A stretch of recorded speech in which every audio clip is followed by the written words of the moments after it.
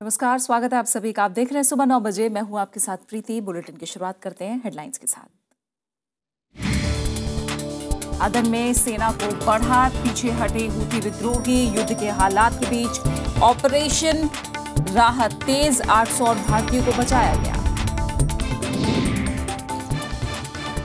BJP के राजनीतिक प्रस्ताव में सबके विकास पर जोर, भूमि बिल पर अडिग केंद्र सरकार, पार्टी नेता जन जन तक पहुंचाएंगे सरकारी नीतियों का ब्यौरा। हाईकोर्ट के मुख्य न्यायाधीशों और राज्यों के मुख्यमंत्रियों का साझा सम्मेलन आज, प्रधानमंत्री करेंगे उद्घाटन, न्यायिक प्रक्रिया में सुधार पर मंथन।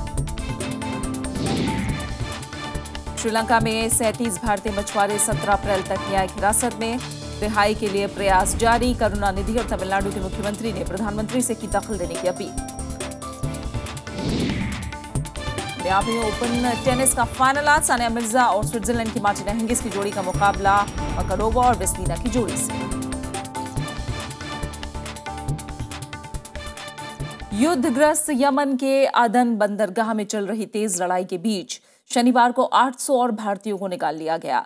भारतीय नौसेना और वायुसेना ने अब तक करीब 1800 भारतीयों को यमन से सुरक्षित निकाला है। वहीं पाकिस्तान ने भी कल 11 भारतीयों को बचाया। विदेश मंत्रालय ने कहा है कि जल्द ही बाकी बचे करीब 1200 लोगों को भी स्वदेश लाया जाएगा।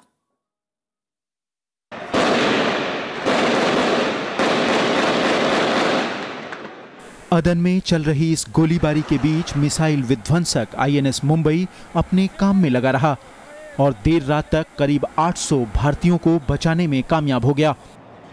सीरिया, यूक्रेन और इराक के बाद भारतीय सेना का अपने लोगों को बचाने का ये एक बड़ा अंतर्राष्ट्रीय अभियान है। भारत अब तक अपने 1800 नागरिकों को बचा चुका है, लेकिन अब भी करीब 1200 लोग सना और अदन जैसी जगहों पर फंसे हैं, जिन्हें बचाने के लिए सऊदी अरब की मदद ली जा रही है। भारत, श्रीलंका और पाकिस्तान आपसी सहयोग कर एक दूसरे के नागरिकों को भी निकाल रहे हैं। शनिवार को पाकिस्तान ने अपने लोगों के साथ 11 भारतीयों को भी बचाया। दूसरी तरफ यमन में लड़ाई का एक नया मोर्चा खुल गया। सीमावर्ती इलाकों में मौजूद आदिवासी गुट लगातार अल-कायदा के आतंकियों से टक्कर ले रहे हैं।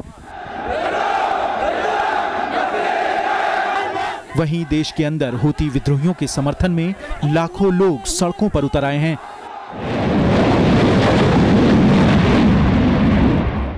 इस बीच सऊदी अरब ने हमले तेज करते हुए हुदायद एयरपोर्ट को तबाह कर दिया। इस हमले के बाद सऊदी लीग के प्रवक्ता ने दावा किया कि सेना तेजी से आगे बढ़ रही है और हूती विद्रोहियों से अदन को अपने कब्जे में ले चुकी है। अदन as a city is under control of the committees. The militias and their allied, they still in some of part of the city. The logistic support that we provide in the coalition to the popular committees.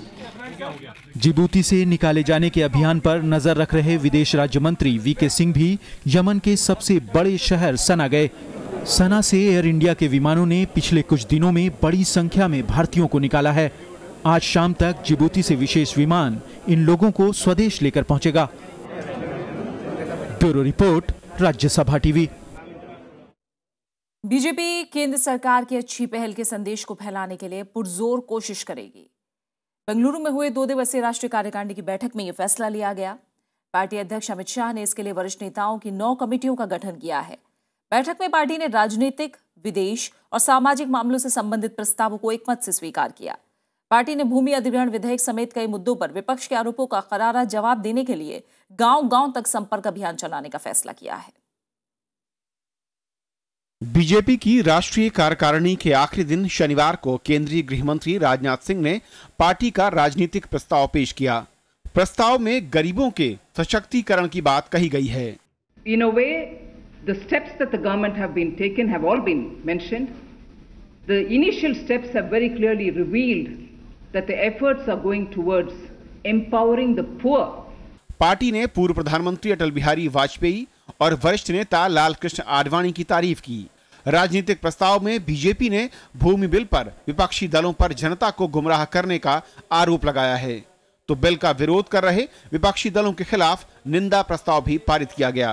उन 9 संशोधनों के साथ हमारा प्रयास होगा कि उसी रूप में पारित हो, लेकिन अगर विपक्ष कुछ रचनात्मक रवैया अपनाता है तो कोई एकाध सुझाव देता है, कभी भी अच्छा सुझाव आए कहीं से भी आए, उसके लिए तो हम ओपन रहेंगे। 2 दिन तक चली बैठक में बीजेपी ने आगामी विधानसभा चुनावों में अपने जनाधार को बढ़ाने के उपायों पर मंथन किया। खासतौर पर बिहार में होने वाले विधानसभा चुनाव की रणनीति पर चर्चा हुई। दुनिया की सबसे बड़ी पार्टी का दावा करने वाली बीजेपी अब देश के हर जिले में अपना कार्यालय भी खोलेगी। बीजेपी की राष्ट्रीय कार्यकारिणी की बैठक में प्रधानमंत्री नरेंद्र मोदी सहित सरकार के वरिष्ठ मंत्रियों ने भूमि अधिग्रहण कानून के अलावा कई और अहम मसलों पर पार्टी की दुविधा को दूर करने का प्रयास किया। इसके साथ ही प्रधानमंत्री नरेंद्र मोदी और उनकी सरकार ये उम्मीद करती है कि इसके बाद सरकार के निर्णयों और नीतियों पर उनको पार्टी का पूरा समर्थन हासिल होगा। संजय कुमार और कैमरामैन सुरेश के साथ श्याम सुंदर, राज्यसभा टीवी, बेंगलोर। बीजेपी के राष्ट्रीय कार्यकारिणी के समापन भाषण में प्रधानमंत्री नरेंद्र मोदी ने कहा कि उनकी सरकार का लक्ष्य चहुमुखी बुनियादी ढांचा विकसित करना है। प्रधानमंत्री ने गरीबों का विकास, सभी को चिकित्सा सुविधाएं और जरूरतमंदों को रोजगार और आवास उपलब्ध कराने को सरकार की प्राथमिकता करार दिया। साथ ही पार्टी नेताओं को विवादित बयान देने से बचने की नसीहत भी दी। बेंगलुरु में 2 दिन तक चली बीजेपी की राष्ट्रीय कार्यकारिणी की बैठक में केंद्र सरकार के कामों की पार्टी ने जमकर तारीफ की। नीतियों के लिए पार्टी ने सरकार की पीठ थपथपाई। बीजेपी ने राजनीतिक प्रस्ताव में देश की दिशा और दशा को बेहतर स्थिति में बताया। People are looking at this government for improved and quick changes so that the benefits will accrue to all and sundry, and that suits with the political agenda of BJP. Party नेताओं कार्यकर्ताओं को संबोधित करते हुए प्रधानमंत्री नरेंद्र मोदी ने देश की आर्थिक हालात को मजबूत और बेहतर बताया। उन्होंने कहा कि सरकार तेज गति से फैसले ले रही है और देश तरक्की की राह पर आगे बढ़ रहा है। प्रधानमंत्री ने मेक इन इंडिया जैसे अभियानों का जिक्र खास तौर पर किया। अंत्योदय को मद्देनजर रखते हुए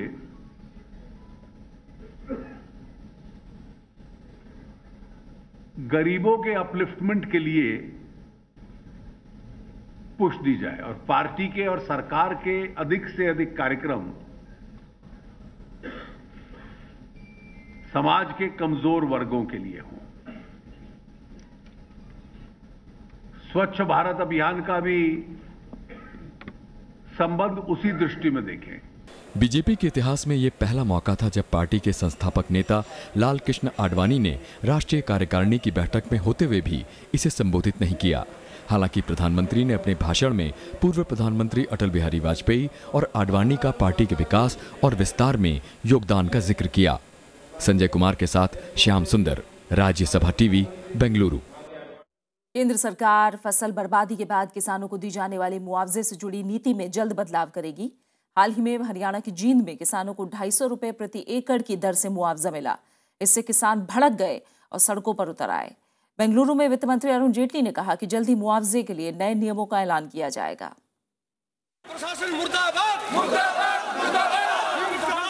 जींद की सड़कों पर नारे लगाते हरियाणा के किसान सरकार से बेहद नाराज हैं। फसल बर्बादी के बाद मिले मुआवजे से ये खुद को ठगा महसूस कर रहे हैं। राज्य सरकार ने 6000 रुपए प्रति एकड़ की दर से मुआवजा देने का आश्वासन दिया था, लेकिन जब चेक मिला तो किसान हैरान रह गए। ये मुआवजा 250 रुपए प्रति एकड़ की दर से दिया गया है। केवल मात्र 1600 एकड़ में से 340 एकड़ को सूखाग्रस्त घोषित किया गया, जबकि हम दावे के साथ कह सकते हैं कि जुलाना हमारी मंडी, हम वहाँ जो हमारे आड़ती हैं वो हम दिखा सकते हैं कि टोटल कितने सैकड़ा एकड़ नरमा की पैदावार हमारी हुई और कितनी हमने उसमें बिक्री की है। हरियाणा कांग्रेस ने इसे मार्च और अप्रैल में बेमौसम बारिश की मार झेल रहे किसानों के साथ मजाक बताया है। पूर्व मुख्यमंत्री भूपेंद्र सिंह हुड्डा ने इसे प्रति एकड़ 20 से 30 हजार रुपए करने की मांग की है। फिर से बारिश हुई है, हालत देखते किसानों की तो बहुत ज्यादा नुकसान है। जो पूली बस्ती थी वो भी नहीं उनको मिलेगी, तो कंपनसेशन कम से कम 30,000 रुपए प्रति एकड़ किसान को देना चाहिए और हरियाणा सरकार और केंद्र सरकार को किसान की मदद में उतरना चाहिए। किसान बड़ी तकलीफ में है। केंद्र सरकार इस मामले में पुरानी मुआवजा नीति को जिम्मेदार बता रही है। वित्त मंत्री अरुण जेटली ने कहा कि सरकार जल्द ही नई नीति का ऐलान करेगी। जो सरकार के नॉर्म्स हैं सेंट्रल गवर्नमेंट के, कि कितना मुआवजा देना है वो पुराने नॉर्म्स चले आ रहे हैं। I am seriously reviewing those norms in the expenditure department of the finance ministry. I am personally in favor of increasing that. समय समय पर देश भर के किसान उचित मुआवजे की मांग उठाते रहे हैं। केंद्र में एनडीए सरकार बनने के बाद से ही किसानों को मुआवजे में बढ़ोतरी की उम्मीद थी, लेकिन सरकार के 10 महीने पूरे होने के बाद भी इस दिशा में ठोस कदम न उठाने से किसान बेहद नाराज हैं। Bureau report, Rajya Sabha TV. प्रधानमंत्री ने स्वास्थ्य मंत्रालय को तंबाकू और सिगरेट के पैकेट पर चेतावनी का आकार बढ़ाने का निर्देश दिया है। साथ ही हितों के टकराव के मामले में किसी शख्स की राय पर अमल न करने की हिदायत दी है। तंबाकू से कैंसर न होने को लेकर दिए बयानों को लेकर प्रधानमंत्री नरेंद्र मोदी ने दखल दिया है। उन्होंने स्वास्थ्य मंत्रालय को सिगरेट और बीड़ी के पैकेटों पर वैधानिक चेतावनी के चित्र को बढ़ाने को कहा है।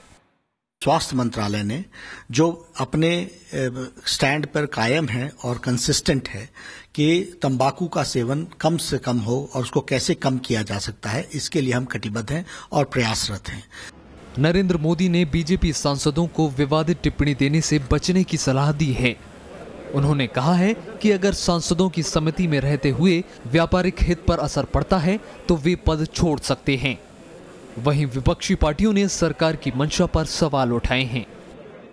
Totally unacceptable and wrong decision, and all over the world it is accepted that tobacco is one of the major causes for cancer.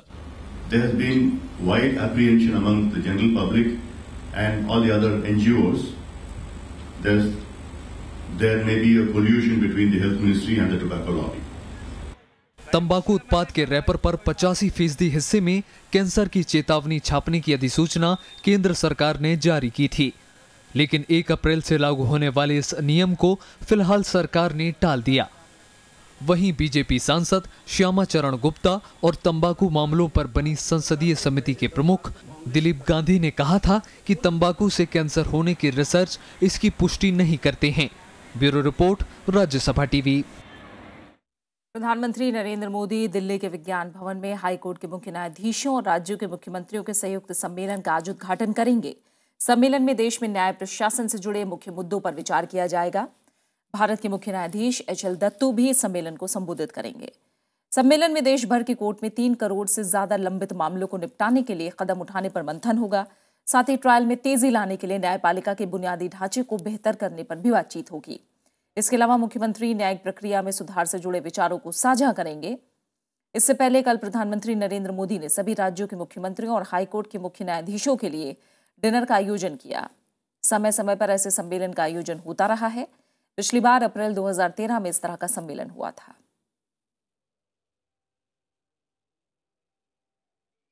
Prashant Bhushan ने अरविंद केजरीवाल को लिखे खत में पार्टी छोड़ने का संकेत दिया है।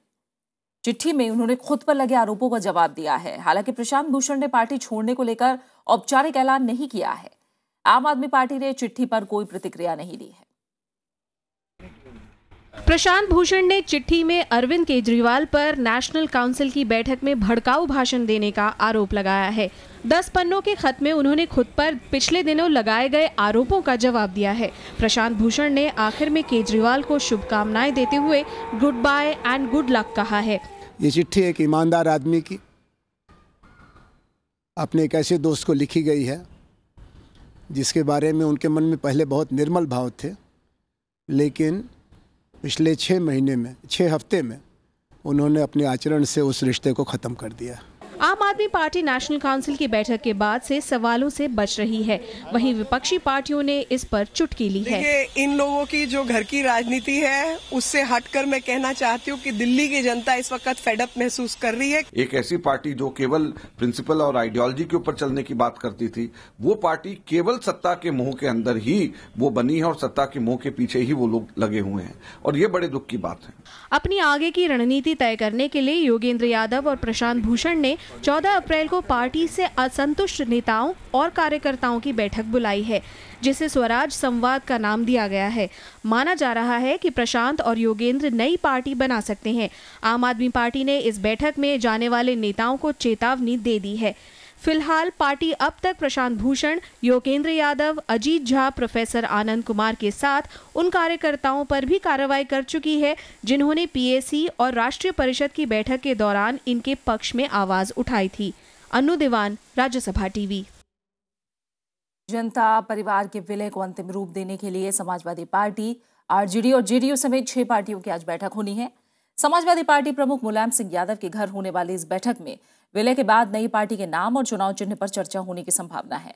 राष्ट्रीय जनता दल की पटना में राष्ट्रीय कार्यकारिणी की बैठक है, इसलिए लालू यादव की बैठक में शामिल होने की उम्मीद कम है। श्रीलंका की एक अदालत ने शनिवार को 37 भारतीय मछुआरों को 17 अप्रैल तक के लिए न्यायिक हिरासत में ले लिया है और श्रीलंकाई नौसेना ने इन मछुआरों को उनकी 5 नाव के साथ शुक्रवार को कथित रूप से अपने जल क्षेत्र में मछली पकड़ते गिरफ्तार किया था।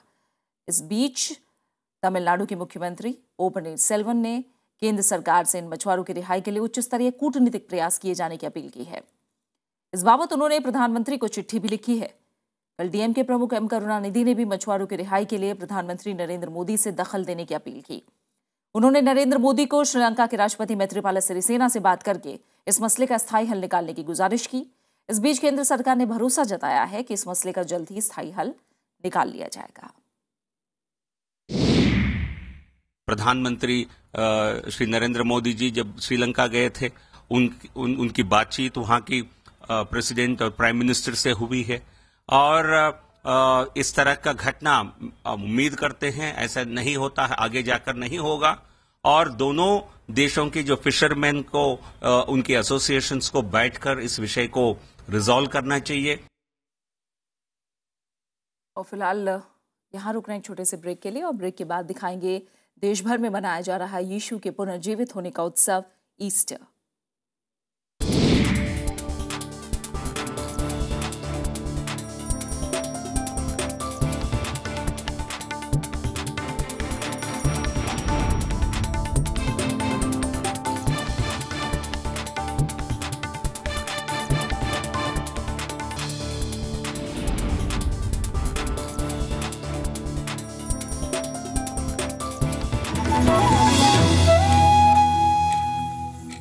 जम्मू कश्मीर के लद्दाख इलाके में हिमस्खलन के चलते सेना के 4 जवानों की मौत हो गई है।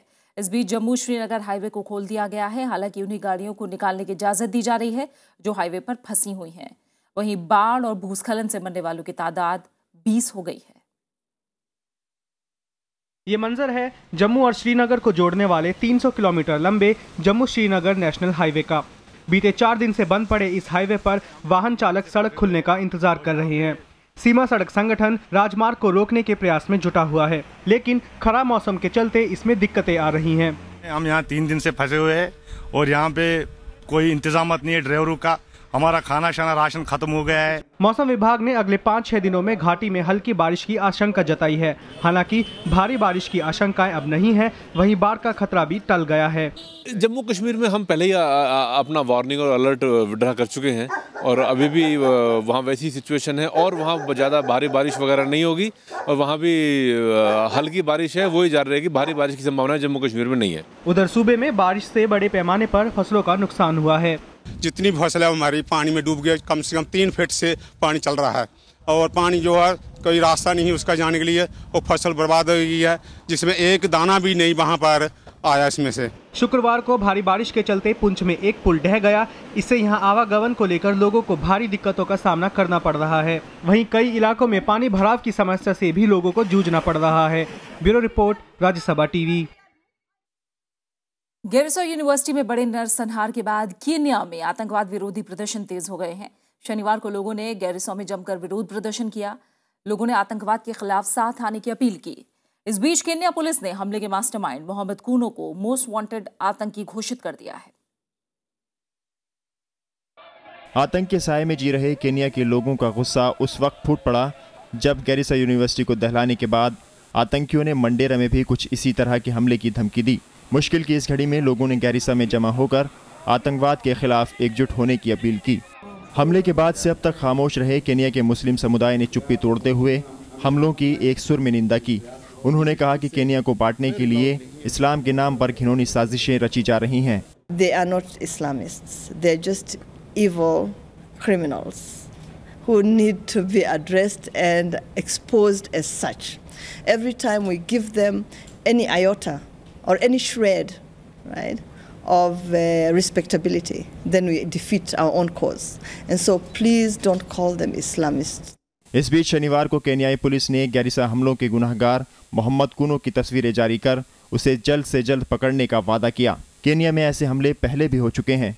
2013 में नैरोबी के एक शॉपिंग मॉल में हुए ऐसे ही एक हमले में 67 लोगों को अपनी जान गंवानी पड़ी थी। Bureau report, Rajya Sabha TV. उपराष्ट्रपति मोहम्मद हामिद अंसारी की पत्नी और अल नूर चैरिटी के संस्थापक सलमा अंसारी ने नोएडा में आर्ट ऑफ लाइफ गैलरी का उद्घाटन किया। इस मौके पर सलमा अंसारी ने बच्चों की कला की खूब तारीफ की। आर्ट लाइफ गैलरी में समाज के वंचित तबकों के बच्चों की बनाई कलाकृतियों ने लोगों का दिल जीत लिया। बच्चों ने नाट्य कला में अपने अभिनय के जौहर भी दिखाए।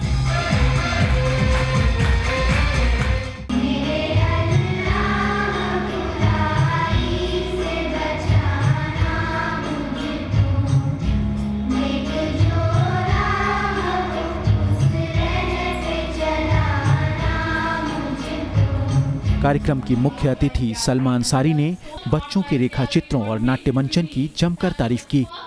यहां हुई पेंटिंग प्रतियोगिता में 5 से 15 साल की उम्र के 55 बच्चों ने हिस्सा लिया था। Mohammad Fatih Tipu, Rajya Sabha TV. स्वतंत्रता सेनानी और पूर्व उप प्रधानमंत्री बाबू जगजीवन राम की आज जयंती है। इस मौके पर उपराष्ट्रपति मोहम्मद हामिद अंसारी ने समता स्थल जाकर उन्हें श्रद्धांजलि दी। की बेटी और पूर्व लोकसभा स्पीकर मीरा कुमार भी अपने पिता को श्रद्धा सुमन अर्पित करने पहुंची। समता स्थल पर श्रद्धांजलि सभा का भी आयोजन किया गया। संसद भवन में भी बाबू जगजीवन राम को श्रद्धांजलि अर्पित करने के लिए एक समारोह रखा गया है।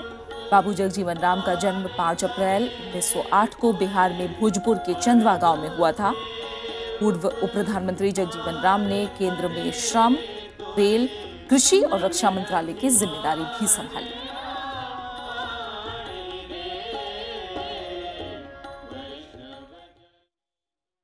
देश भर में शनिवार को चंद्र ग्रहण देखने को मिला। ग्रहण दोपहर 3:45 पर शुरू होकर शाम करीब 7:19 तक रहा। भोपाल, कोलकाता, वाराणसी समेत देश के कई हिस्सों में चंद्र ग्रहण के कुछ दिलचस्प नजारे देखने को मिले। तो नासा ने चंद्र ग्रहण का एक टाइम लैप्स वीडियो जारी किया है।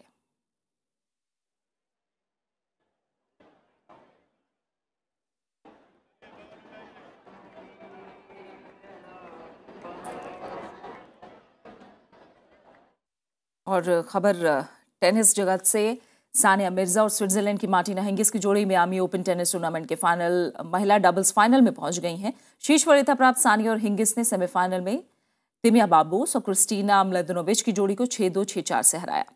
फाइनल आज खेला जाएगा। फाइनल में सानिया और हिंगिस का सामना एकाटेरिना माकारोवा और एलेन वेस्नीना की जोड़ी से होगा। सानिया हिंगिस की जोड़ी ने एक हफ्ते पहले ही माकारोवा और वेस्नीना की जोड़ी को हराकर BNP परबास ओपन का खिताब जीता था।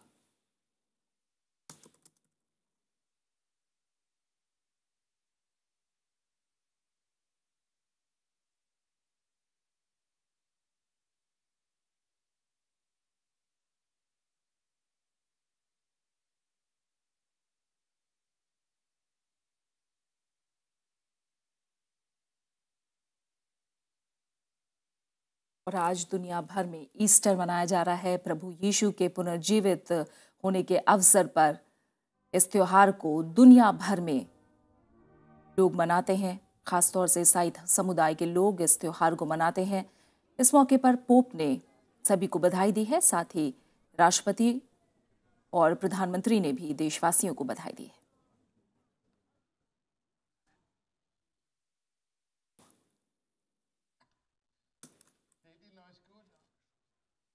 और इसी के साथ फिलहाल इस बुलेटिन में इतना ही। जाते जाते एक नजर हेडलाइंस पर। अदन में सेना को बढ़त, पीछे हटी हूथी विद्रोही। युद्ध के हालात के बीच ऑपरेशन रहा तेज, 800 और भारतीयों को बचाया गया। बीजेपी के राजनीतिक प्रस्ताव में सबके विकास पर जोर। भूमि बिल पर अड़े केंद्र सरकार। पार्टी नेता जन जन तक पहुंचाएंगे सरकारी नीतियों का ब्यौरा। हाईकोर्ट के मुख्य न्यायाधीशों और राज्यों के मुख्यमंत्रियों का सम्मेलन आज, प्रधानमंत्री करेंगे उद्घाटन। न्यायिक प्रक्रिया में सुधार पर मंथन। श्रीलंका में 37 भारतीय मछुआरे 17 अप्रैल तक न्यायिक हिरासत में, रिहाई के लिए प्रयास जारी। करुणानिधि और तमिलनाडु के मुख्यमंत्री ने प्रधानमंत्री से की दखल की अपील। मियामी ओपन टेनिस का फाइनल आज, सानिया मिर्जा और स्विट्जरलैंड की मार्टिना हिंगिस की जोड़ी का मुकाबला माकारोवा और वेस्नीना की जोड़ी से।